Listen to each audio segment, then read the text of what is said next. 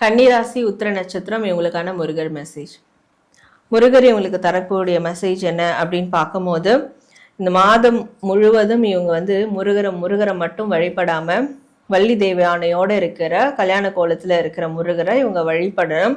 So தொடர்ந்து இந்த முருகரை டெய்லியும் இந்த 3 பேரும் ஒன்னா இருக்கிற முருகருக்கு விளக்கேற்றுறது, அந்த மாதிரி ஒன்னா இருக்கிற கோவில்களுக்கு போகிறது, இந்த மாதிரி இந்த மாதம் முழுவதும் அவங்க செய்யும் போது இவங்களுக்கு தேவையான எல்லா விஷயமும் இவங்களை தேடி இவங்களை சேரும்.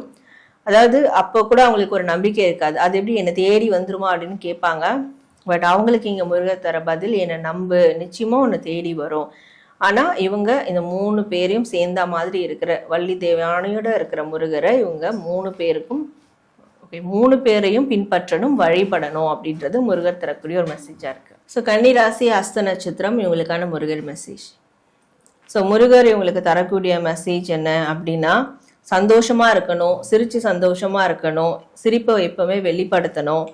ஏன்னா அகத்தின் அழகு முகத்தில் தெரியும் அப்படின்னுவாங்க. அப்போ மனசுக்குள்ள ஏதாவது ஒரு விஷயத்த போட்டு புரட்டிக்கிட்டே இருக்கிறது, சோகமாவே இருக்கிறது, அப்போ ஃபேஸ்ல நிச்சயமா அவங்களுக்கு காட்டி கொடுத்துரும் ஏதோ இவங்ககிட்ட சரியில்லைன்னு. ஸோ அப்போ மனதார அவங்க எல்லாத்தையும் மாத்திக்கணும், சந்தோஷமா இருக்கணும். சந்தோஷமான விஷயங்களை மட்டும் அவங்க ஃபாலோ பண்ணணும். இவங்களுக்கு எது சந்தோஷத்தை கொடுக்குதோ அதை ஃபாலோ பண்ணலாம், எது துக்கத்தை கொடுக்குதோ அதெல்லாம் அவங்க அவாய்ட் பண்ணிடுறது நல்லது.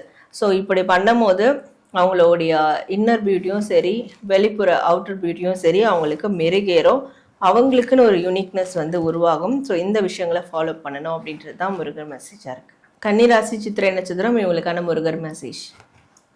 ஸோ முருகர் இவங்களுக்கு தரக்கூடிய மெசேஜ் என்ன அப்படின்னு பார்க்கும்போது, இவங்களுடைய மனசில் அன்பும் அதாவது லவ் அண்ட் கம்பேஷன், அன்பு, காதல், இரக்கம், இது எல்லாமே ஓவர்ஃப்ளோ மாதிரி நிரம்பி வழியணும்னா கண்டிப்பாக முருகருடைய ஆசீர்வாதம் அவங்களுக்கு நிச்சயமாக இருக்குது.